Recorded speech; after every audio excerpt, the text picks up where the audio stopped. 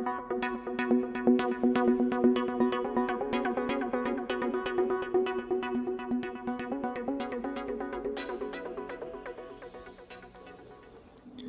chào các bạn đã quay trở lại với kênh YouTube Ông Kính Đọc Truyện TV. Sau đây tôi xin đọc tiếp truyện Ngạo Thế Đan Thần tập 45 với tựa đề Thù Lao Phong Phú. Xin mời các bạn lắng nghe. Bất chi bất giác liền đến phiên Trầm Tường. Phương pháp kiểm tra lực lượng là đánh vào một khối đá lớn kỳ lạ. Khối đá này vốn là màu đen, nếu như lượng đủ cường đại liền có thể làm cho nó thay đổi màu sắc. Trầm Tường đứng ở trước một tảng đá so với hắn cao hơn nửa trước, chỉ nghe được người phụ trách kia nói: chỉ cần có thể đã tảng đá kia biến thành màu vàng liền tính là quá cửa.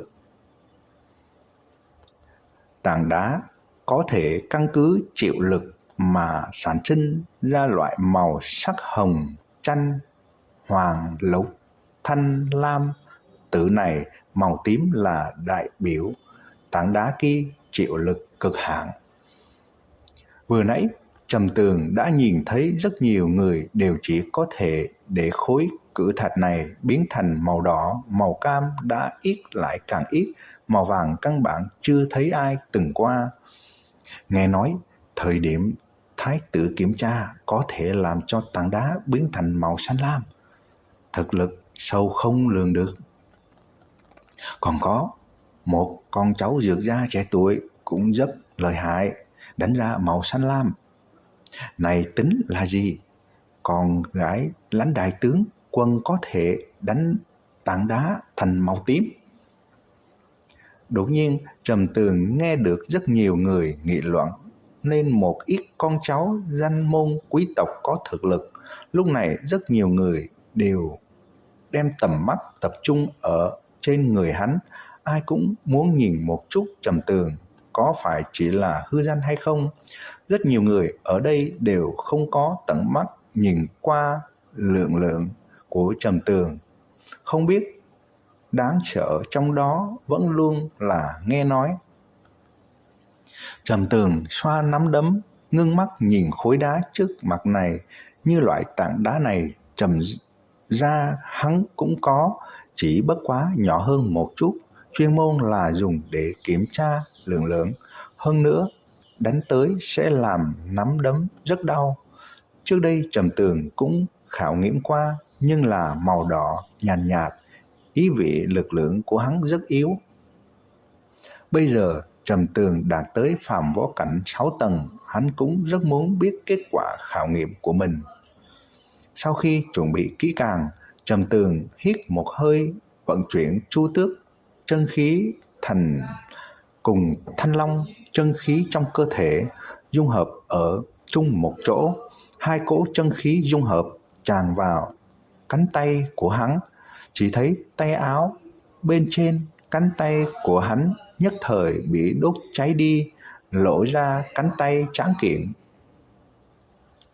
Lúc này mọi người đã ngừng thở, người ở phụ cận hắn đều có thể cảm nhận được cỗ chân khí kia khủng bố. Loại đột nhiên bộc phát này kinh sợ đám thiếu nam thiếu nữ kia. Lúc này bọn họ đối với sự tình Trầm Tường đánh bại dược gia trưởng lão không chút nghi ngờ, chỉ bằng cỗ chân khí uy hiếp này đã để bọn hắn run rẩy.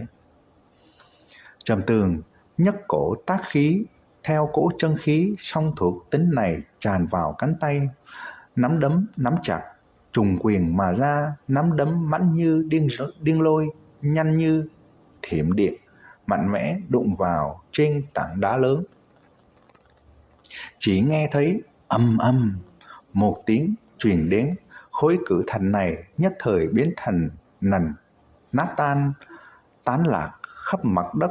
Bụi mù theo dư âm chân khí bay ra bốn phía. Mọi người đều ngây ngẩn cả người. Bọn họ nguyên bản cho rằng Trầm Tường rất có thể đánh tảng đá thành màu tím. Nhưng hôm nay một quyền của Trầm Tường đánh nát tan tảng đá lượng lượng bực này, thậm chí ngay cả đá đo lực cũng không thể chịu đựng nổi. Trước đó, những người kia đánh đá đo lực thành màu xanh lam, màu tím đều xem như là xuất sắc bên trong trẻ tuổi một đời. Nhưng hiện tại Trầm Tường có thể đánh nát đá đo lực, có thể thấy được thực lực của Trầm Tường đã vượt xa những người trước đó. Trầm Tường cũng không nghĩ tới sẽ có kết quả này. Bây giờ hắn đập nát đá đo lực của người hắn lo lắng Dược Gia sẽ đến bắt đền. Cái này ta xem như là thông qua sao?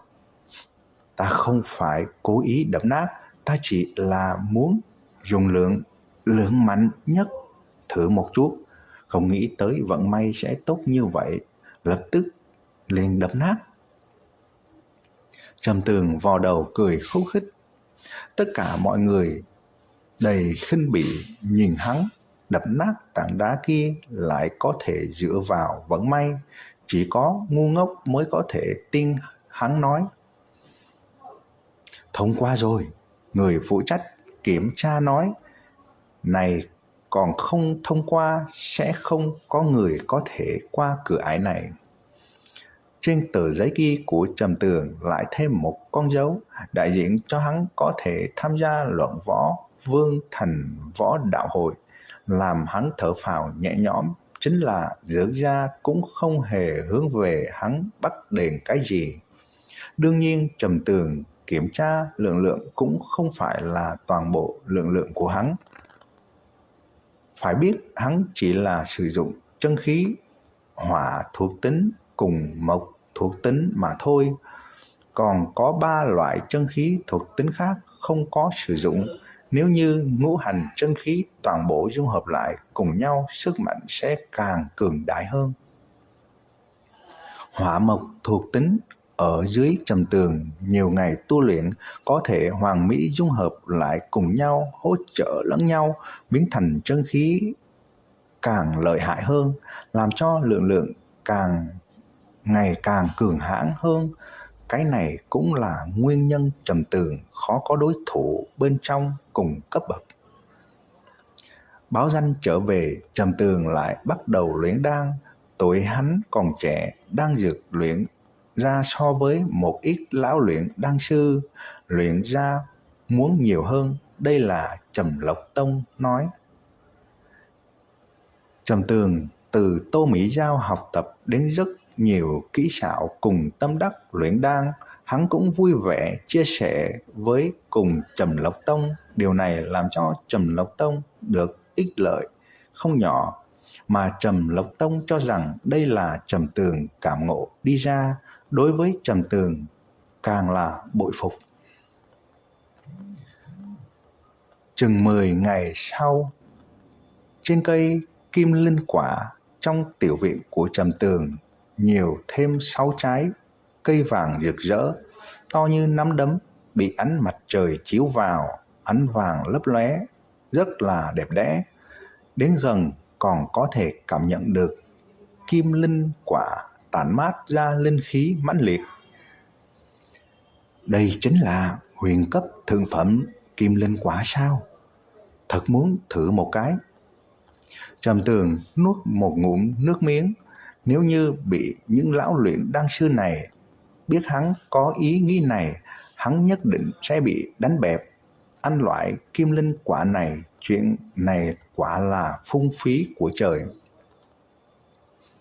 Trầm Tường cẩn thận từng ly từng tí hái xuống 6 trái kim linh quả vàng rực rỡ, để vào trong túi trữ vật, sau đó vội vã rời khỏi cửa hàng đi tới địa phương chuyên môn tuyên bố tìm kiếm luyện đan sư trợ giúp luyện đan bên cạnh đan hương dược trang, dán lên báo cáo mà từ lâu hắn chuẩn bị kỹ càng.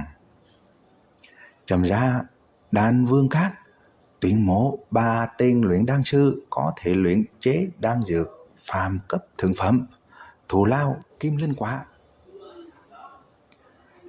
Mặt trên có viết tên của hắn. Tuy Trầm Tường có 6 kim linh quả nhưng hắn muốn lưu một ít cho mình dùng. Dù sao, kim linh quả này đối với luyện chế trúc cơ đan cũng có tác dụng rất lớn. Trầm Tường trở lại trong cửa hàng kiên trì đợi, hắn biết chẳng mấy chốc sẽ có luyện đan sư tìm tới cửa. Kim linh quả là linh quả huyền cấp thượng phẩm, cực kỳ trân quý, là mỗi luyện đan sư đều phi thường khát vọng nắm giữ, nhất định có thể hấp dẫn đến rất nhiều luyện đan sư.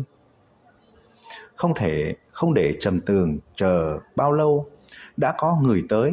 Làm cho Trầm Tường bất ngờ chính là người đã đến không phải luyện đan sư, dĩ nhiên là Đan Hương Dược trang chủ Hoa Nguyệt Vân.